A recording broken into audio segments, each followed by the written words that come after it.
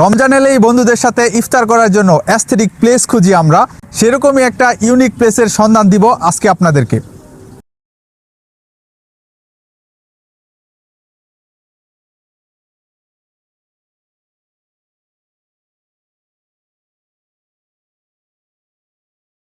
মেহমান রেস্টুরেন্টের মেহমান হয়ে গিয়েছিলাম গাজীপুর মহানগরের 23 নং ওয়ার্ডের হাতিয়াবো গ্রামে।